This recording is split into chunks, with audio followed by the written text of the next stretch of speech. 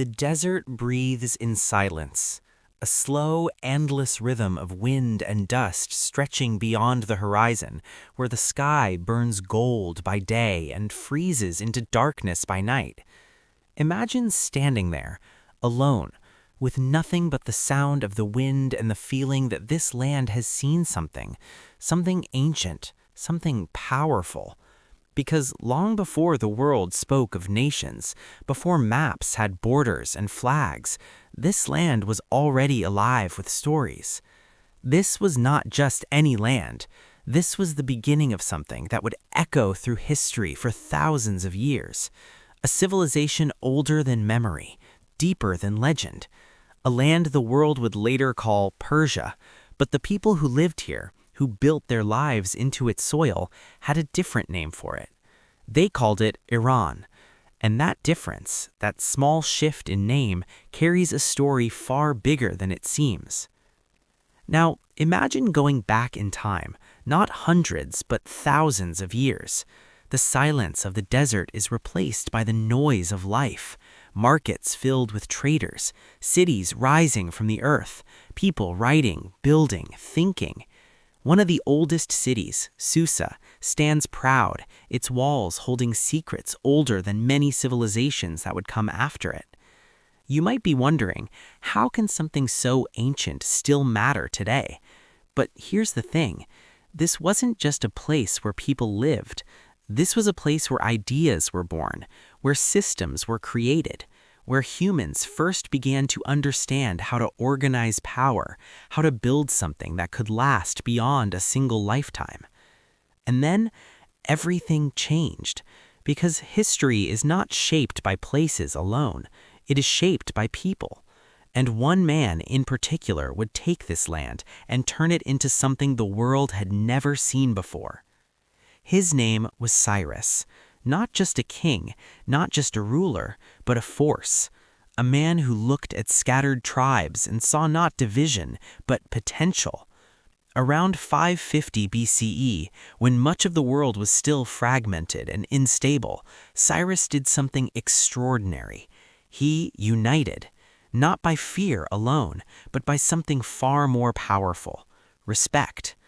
Think about that for a moment. In a time when conquest usually meant destruction, when armies would burn cities and enslave populations, Cyrus chose a different path. He conquered lands, yes, but instead of breaking them, he allowed them to remain themselves. Their religions, their cultures, their traditions, he let them live. And because of that, people didn't just obey him, they believed in him, they followed him, and that belief turned into something unstoppable. What started as a regional power quickly became an empire, not just large, but massive beyond imagination, stretching from the lands of Mesopotamia to the edges of India, reaching into parts of Europe, connecting worlds that had never been connected before. Imagine the scale of that. No airplanes, no modern communication, no instant travel, and yet this empire functioned, it moved, it lived. Because Cyrus didn't just build an empire, it built a system, a way of ruling that was ahead of its time. But here's where the story takes another turn, because even the greatest foundations need someone to expand them, to strengthen them, to take them to the next level. And that someone came in the form of another ruler, Darius. Darius was different. Where Cyrus was a visionary, Darius was an architect of power. He looked at this vast empire and saw not just land, but structure. He divided it into regions, created systems of governance, introduced standardized taxes, and built roads that stretched for thousands of kilometers. Roads that allowed messages, goods, and armies to move faster than ever before. You might not realize it, but many of the systems we take for granted today, organized administration, infrastructure, communication networks, have roots that trace back to this moment, to this empire, to this land. And for a time, it worked perfectly. The empire grew stronger, richer, more stable. But here's the truth about power. The bigger it gets, the more attention it attracts. And soon, Persia had enemies.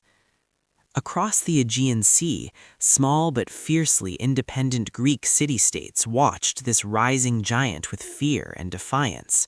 They were smaller, less unified, but they had something Persia underestimated, an unbreakable will. And what followed became one of the most famous conflicts in history, the Greco-Persian Wars. Imagine the tension, massive Persian armies facing smaller Greek forces, battles that would become legend, Marathon, where speed and strategy shocked a larger army, Thermopylae, where a small group of warriors stood against overwhelming odds, Salamis, where the sea itself became a battlefield of cunning and destruction. These weren't just wars, they were clashes of identity, of ideology, of survival. And while Persia did not fall during these wars, something important changed. The idea that it could be challenged, that it was not invincible, began to take root. And then, years later, that idea became reality. A young man from the West, ambitious, fearless, and relentless, rose to power. His name was Cyrus, not just a king, not just a ruler, but a force. A man who looked at scattered tribes and saw not division, but potential. When he turned his attention to Persia, the empire that once seemed unbreakable began to crack. Battle after battle, city after city, the Persian forces fell back, and eventually the unthinkable happened. The great city of Persepolis, a symbol of Persian power and pride, was captured and burned. Imagine that moment, flames rising into the night sky, centuries of history turning to ash. It must have felt like the end, like everything that had been built, everything that had defined this land, was gone. But here's the twist. It wasn't the end, because Persia, Iran, was not just an empire. It was something deeper, something that couldn't be destroyed by fire or conquest. Even after Alexander, even after the empire fell, the identity remained. New rulers came, new dynasties rose, the Parthians, the Sasanians, each one rebuilding, reshaping, redefining what this land could be. And once again, Iran became powerful, a rival to Rome itself. Think about that. Two of the greatest powers in the ancient world standing as equals, shaping the course of history. And during this time, culture flourished. Religion, especially Zoroastrianism, became a defining force. Art, architecture, philosophy, all continued to grow, to evolve, to influence. This was not a civilization that disappeared. This was a civilization that adapted. But history never stays still. And just as it seemed like Iran had found its rhythm again, another wave came. Not just an army, but an idea. In the 7th century, Arab forces swept across the region, carrying with them a new religion, Islam. And this time, the change was deeper, more transformative. The old systems fell, the old religion declined, and a new identity began to form. You might think this would erase what came before, that this would be the moment where Persia truly ended, but that's not what happened. Because even under new rule, even with a new dominant religion, the core of this land remained. The language, the culture, the sense of identity, it all survived. It blended, it evolved, but it did not disappear. And that is what makes this story so powerful. Because this is not just a story of rise and fall. It's a story of survival, of transformation, of a land that refused to be erased, no matter how many times history tried to rewrite it. And as centuries passed, as empires came and went, as the world around it changed, Iran continued to exist, waiting for its next chapter. And what happens next changes everything again. Time moves forward, but in Iran, history never really leaves. It lingers in the air, in the language, in the quiet strength of a people who have seen empires rise and fall like waves against the shore. Imagine standing in this land centuries after the Arab conquest. The world has changed. New rulers, new beliefs, new systems. And yet, something familiar remains. Persian poetry is still spoken, traditions still live, identity still breathes beneath the surface. You might be wondering, how can something survive so many changes? The answer is simple but powerful. It doesn't resist change, it absorbs it. It reshapes itself without losing its core. And that ability is what allows Iran to rise again. Centuries pass like shifting sands, and slowly, quietly, a new power begins to form from within. Not an outside conqueror this time, but something born from the land itself. In the early 16th century, a young leader named Ismail emerges. He's not just a warrior, he's a symbol, charismatic, determined, and driven by a vision bigger than himself. At just 14 years old, he takes control and establishes a new dynasty, the Safavids. Now, pause for a moment and think about that. A teenager shaping the future of an entire civilization. But this was no ordinary rule. This was a turning point that would define Iran for centuries to come. Because Ismail does something bold, something that changes everything. He declares Shia Islam as the official religion of the state. And just like that, Iran separates itself from much of the Islamic world, which is largely Sunni. This wasn't just a religious decision, it was a statement of identity, a way of saying we are different. And that difference would shape politics, culture, and conflict for generations. Suddenly, Iran is not just another kingdom, it is a distinct power, standing apart, often in opposition to its neighbors, especially the powerful Ottoman Empire to the west. And with that, a new era begins, one of strength, unity, and also tension. Under the Safavids, Iran flourishes once again. Cities like Isfahan become centers of beauty and culture. Imagine walking through its streets, grand mosques with intricate tilework, bustling markets filled with color and life, scholars and artists shaping ideas that would influence generations. This is not a land in decline. This is a civilization at its peak once more.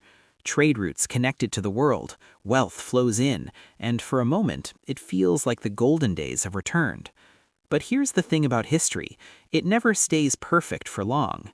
Internal struggles begin to grow, leadership weakens, external pressures increase, and slowly the strength of the Safavid Empire begins to fade. You might think, haven't we seen this before? Rise, peak, decline, over and over again? And you'd be right, because that pattern is part of Iran's story. But every time it falls, it doesn't disappear. It resets, it rebuilds.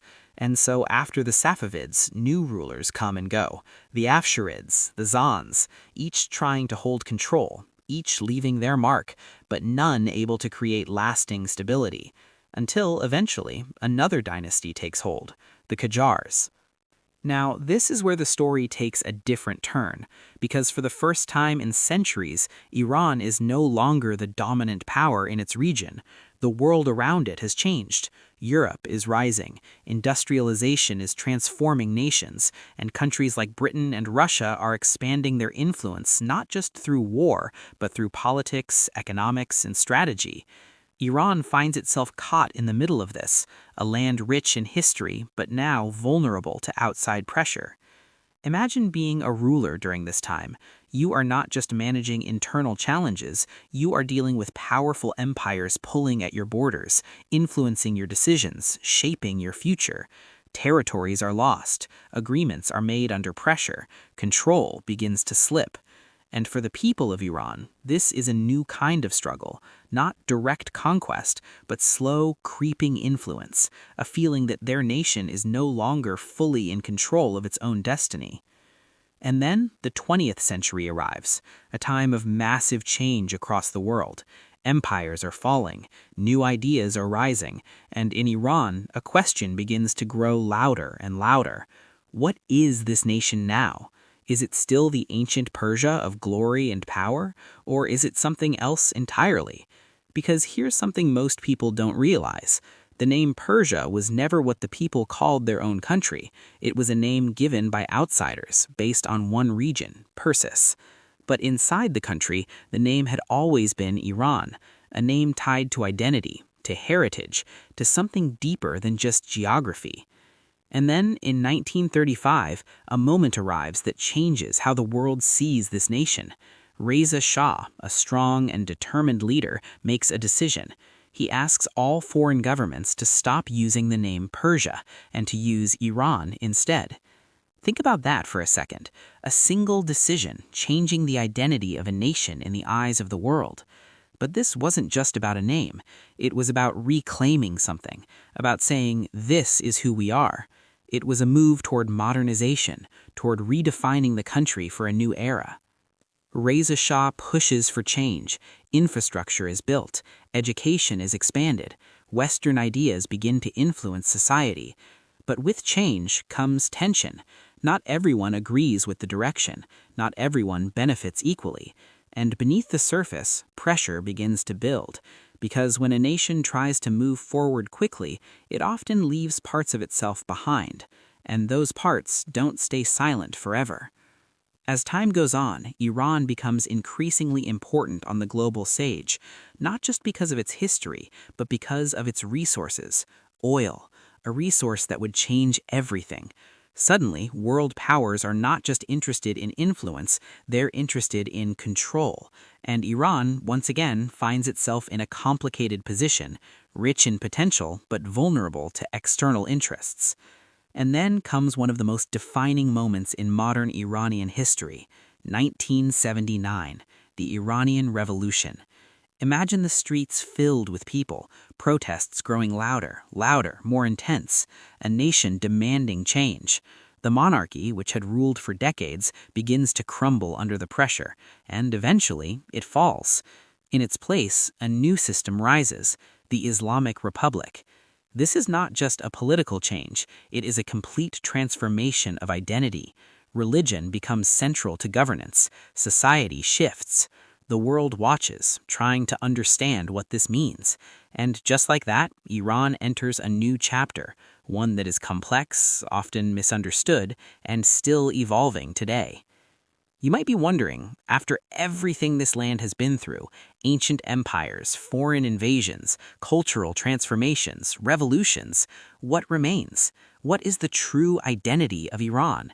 Is it Persia, the land of kings and ancient glory? Or is it modern Iran, shaped by politics, religion, and global tension?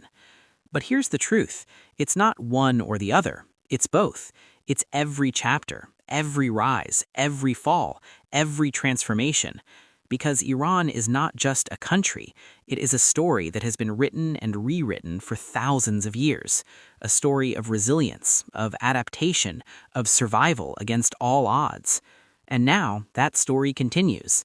The world still watches, still questions, still tries to define it. But maybe the real question is not what the world calls it.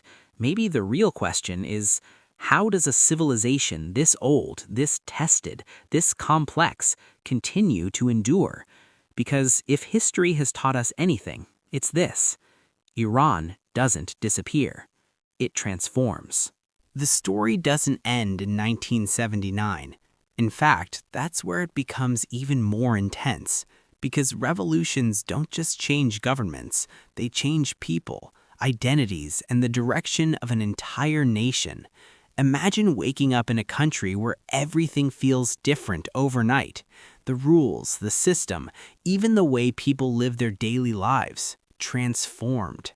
Iran had stepped into a new era, one shaped not by kings or empires, but by ideology, belief, and resistance.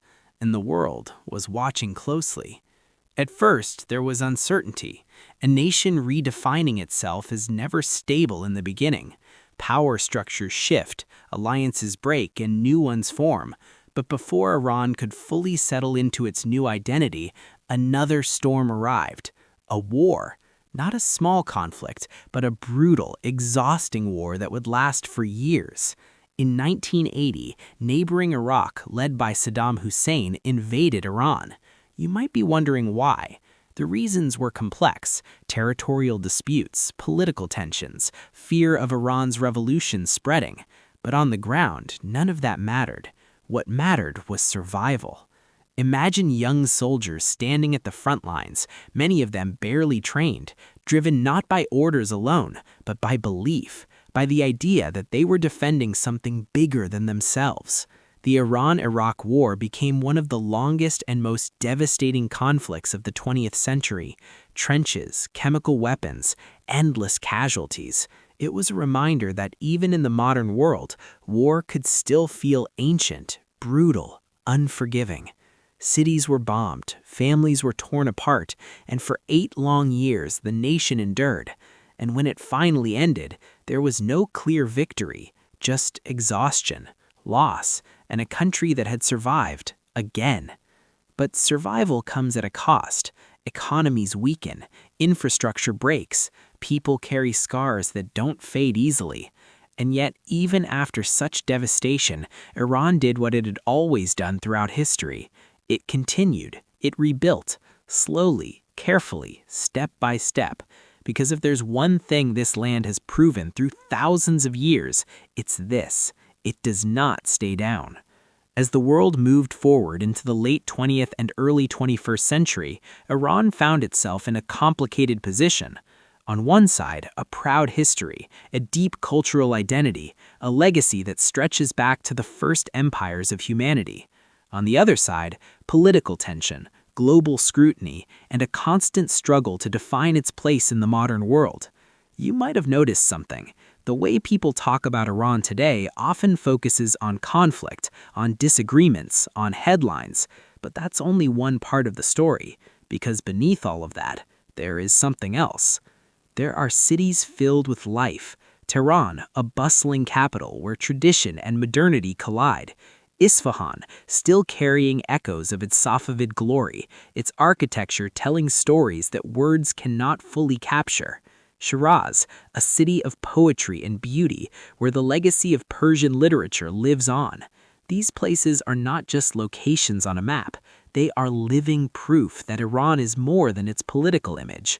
It is culture, it is art, it is history breathing in the present. You might be wondering, after everything this nation has gone through, how does it still hold on to that identity? The answer lies in its people. Generations that have inherited not just a country, but a story of resilience, of adapting without losing oneself. Think about it. How many civilizations can say they have existed for thousands of years, survived conquest after conquest, and still maintain a sense of who they are? Very few. And Iran is one of them. But here's the twist. The story of Iran is not just about the past. It's about perception, about how the world sees it and how it sees itself. Because the name Persia still carries a certain image: ancient glory, art, empire, sophistication, while Iran often brings to mind modern struggles, political tension, complexity. 2 names, same land, different images. And that contrast is one of the most fascinating parts of this entire story. Imagine if a single country could exist in 2 different worlds at once, one rooted in ancient history, admired for its contributions to civilization, the other navigating the challenges of the modern era, often misunderstood, often judged. That is Iran's reality, and understanding that duality is key to understanding the country itself. As time goes on, new generations are born into this story. They grow up with access to the world in ways previous generations never had. Technology, communication, global culture, all influencing how they see themselves in their future. And with that comes new questions. Questions about identity, about direction, about what Iran should become in the years ahead. Because history isn't just something that happened, it's something that continues to shape what comes next. And this brings us back to the beginning, back to that desert, that silence, that feeling that this land has seen everything, because in many ways, it has. Empires, invasions, revolutions, wars, transformations, each one leaving its mark, each one adding a new layer to the story. So now, when you hear the word Persia, what do you think of? Ancient kings, massive empires, cultural brilliance. And when you hear Iran, what comes to mind? Modern politics, conflict, headlines. But here's the truth. These are not separate stories. They are the same story, just different chapters of the same book. A book that is still being written. And maybe the real question isn't how Persia became Iran. Maybe the real question is how a civilization this ancient, this tested, this complex continues to evolve without ever losing its soul. Because if history has shown us anything, it's that Iran doesn't just exist, it endures.